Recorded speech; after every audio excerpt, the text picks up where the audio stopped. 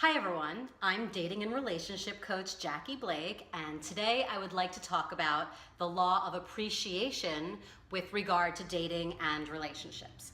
And as some of you know, I am a huge fan of the work of Abraham Hicks. If you don't know much about it, you can Google it after the video. It's really great spiritual work.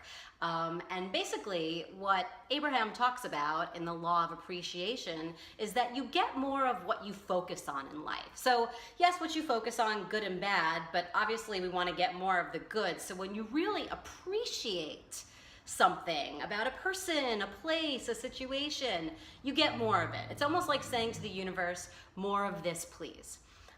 So I would like to show you an example of the law of appreciation with regard to dating in a story about a friend of mine whom we'll call Jessica. And actually this story is in my book, Dating is a Spiritual Adventure. So if you like this story, there's more like it in my book, which is available on Amazon.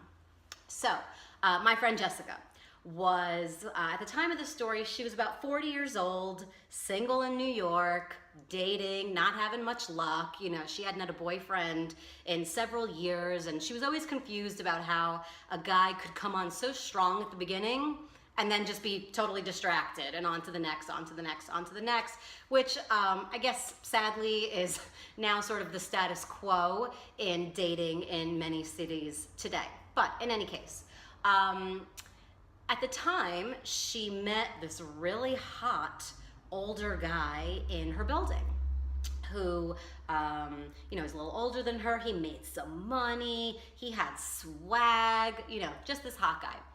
And they went on a few dates and she liked him and thought, oh, this could really be someone with some potential. But he quickly made it be known that he was not looking for a relationship. He just wanted to have fun, maybe a physical relationship, and keep it just real light. So she did enjoy their physical relationship. So she decided to partake in the relationship on his terms and just have, sort of a really cute, conveniently located physical relationship guy. And for the sake of the story, we'll call him Bill. Then, around the same time, she made this really great male friend. And they would go on little missions together and go for lobster rolls and go to the dog park and, all this stuff. But there was really no romantic chemistry between them. And even some people would say to her, what about you and him? But he never made a move to take the relationship to a romantic place. It seemed like he genuinely just enjoyed their conversation and their time together. So she let it be. And we'll call the friendship guy Ted, okay? So here she was at the same time she had Bill and Ted, all right? Two very different polarities of the sort of interactions that a woman can have with a man. But it was what it was, and she did enjoy both relationships for very different reasons, and so she let it be.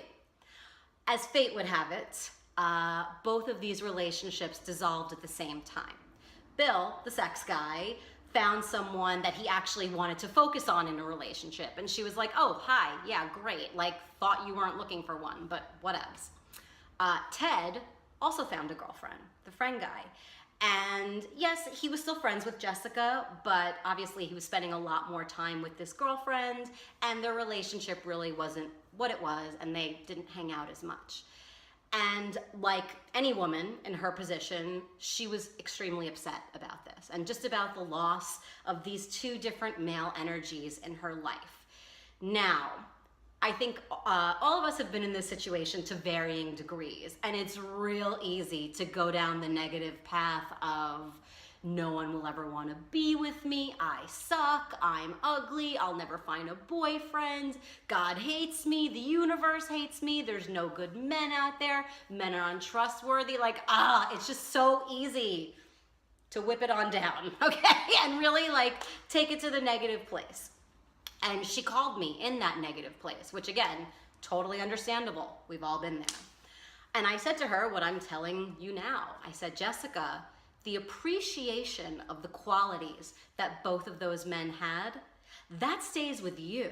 that stays in your energy vortex and is now part of your law of attraction to attract in the next man. So I would encourage you to focus on the appreciation of Bill as the hot, sensual sex guy that just really got it in that department.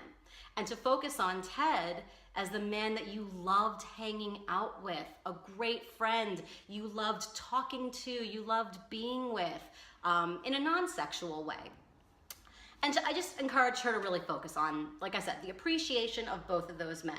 Now, she said, okay, this is gonna be hard, and I get it. It's just not easy to shift like that, but over time, you do make the shift. So she did. And I kid you not, 6 weeks later, she met a man, we'll call him James, and James embodied both the qualities of the hot sex guy and the best friend guy, and ultimately became her husband, who she's married to, and they are soulmates. So it was really exciting for me to actually see the principle of appreciation work. Now, yes, Jessica had a quick turnaround. Not all of us have it that quick. There are many factors at play here in our own personal destinies. This was hers. And I think, like I said, we've all been there to varying degrees. And I think a lot of times when we're going through a breakup or the loss of a man that was in our life, you know, he left, he's focusing on someone else, something like that, or couldn't give us what we needed and we left. You know, a lot of times we sit around and say, I miss him, I miss him, I miss him. But what I would like to respectfully offer is that you don't actually miss him. You miss your experience of him. You miss the qualities, because he's not the only man alive that owns those qualities. There are other men with those qualities.